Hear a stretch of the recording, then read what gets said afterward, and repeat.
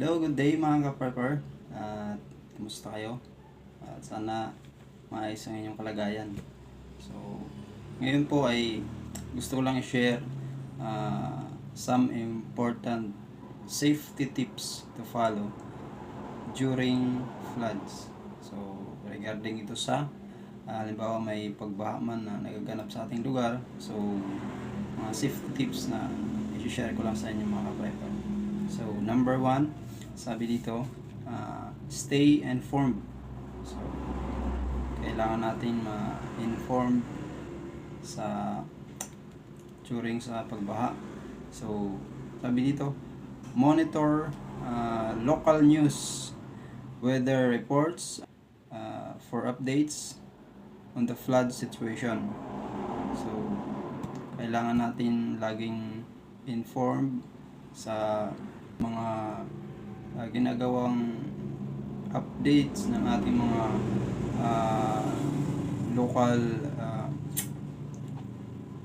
local news. So, weather reports. Gaya ng ginagawa ng Pag-asa, nagbibigay sila ng weather reports para malaman natin yung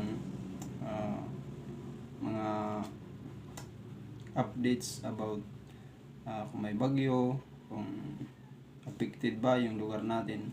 So, yan. So, number 2, evacuate if necessary. So, kailangan natin mag-evacuate kung kailangan. So, if authorities issue an evacuation order, leave the area immediately. Have plan for where to go and how to get there. So, halimbawa, yung mga authorities natin mag-issue ng evacuation. So, kailangan natin na lumikas kaagad sa lugar natin at kailangan mayroon tayong plano kung saan tayo pupunta, paano tayo makapunta doon. Yan mga ka-farmer. So, pangatlo, number 3, avoid floodwaters. So, iwasan. Stay away from floodwaters as they may be deeper than they appear and can contain dangerous debris or chemicals. So, yan. Kailangan natin umiwas dyan kasi minsan may mga halimbawa, may natumbang tumbang poste or mga bakal na maaaring tumba or chemicals na maaaring tawag nito, maaring harm sa ating kalusugan. Yan. So, yan, avoid natin. So, number 4, do not drive through water.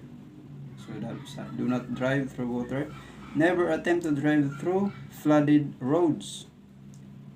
Just 6 inches of water can cause you to lose control of your vehicle.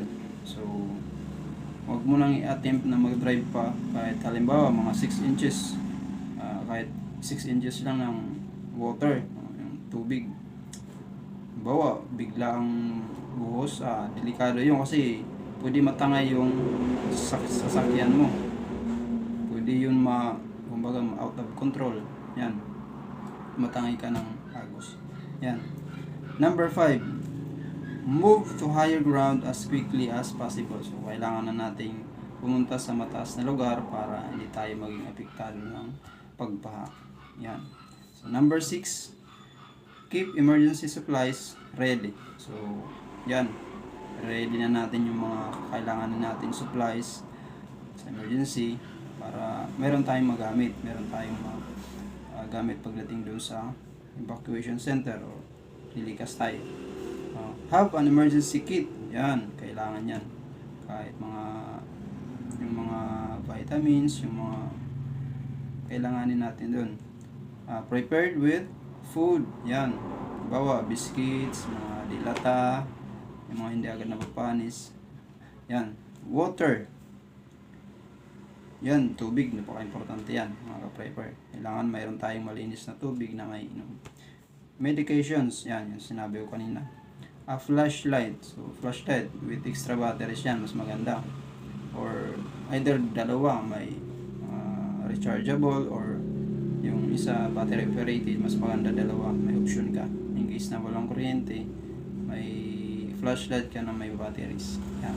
Kailangan mo lang ng extra batteries niya. And important documents. So yan, napakalaga.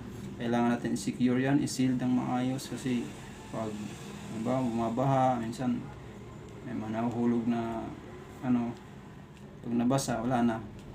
Mahirap na natin yan ma-recover kasi naano siya ng tubig. Yan.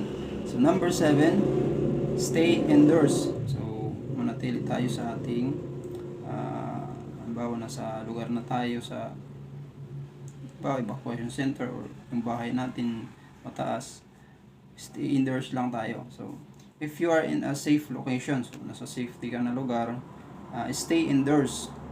Sa loob lang, manatili ka doon. And avoid unnecessary travel until the flood water recede. So, i-avoid mo yung mga unnecessary travel na hindi naman kailangan. So, baka matrap ka lang doon sa travel mo, sa pagbiyahe mo. So, maigi na i-avoid mo na yon. Kung mayroon kang mga travel, cancel lang muna para makaiwas ka doon sa aberya sa daan. Yan mga ka-prepare. So, number 8. Yan. Watch for wildlife. So, magmasid tayo. Be cautious of snakes and other animals that may displaced by flood water. So, maaari dyan yung mga ahas. Kasi minsan lumalabas sila dyan pag baha na ano yung lugar nila na ano ng tubig. So, kailangan natin dyan magmasid tayo, maingat tayo, maging alert tayo. Baka nasa likuran na pala natin yung mga ganong mga animals na natatangay ng baha, na ano sila, nalipat sila sa lugar na kahit sa tubig. Yan, mga prepare.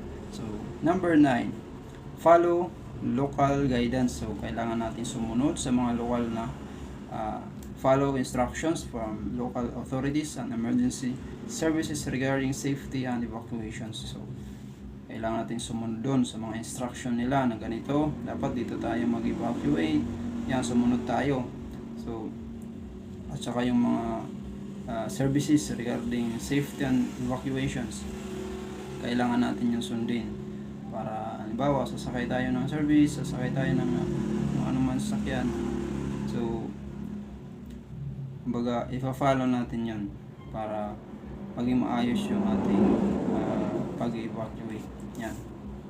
So, number 10, check on neighbors. So, kailangan na natin i-check kung yung kapitbahay ba natin nangailangan ng tulong. If it's safe, kailangan kung safety naman, check on neighbors, especially those who need assistance. So, baka merong kailangan ng assistance, yun, i-check natin yun. Hindi ibig sabihin na tayo lang tayo, kumbaga safety na yung sarili natin, wala na tayong pakialam sa ating mga neighbors. So, like the elderly or disabled. So, yan, kailangan niya ng mga assistance like mga matatanda na, mga may kapansanan. So, nangailangan sila ng ating assistance, ating attention. Siyempre, halimbawa, kulang sila sa food, kung may sobra naman tayo, pwede natin i-share sa kanila para makatulong tayo sa kanilang kalagayan. So, yan mga ka-prepare yung 10 tips, safety tips during floods. So, yan mga ka-prepare, stay safe and be prepared. Always be a prepper. Thank you and good day. Bye-bye!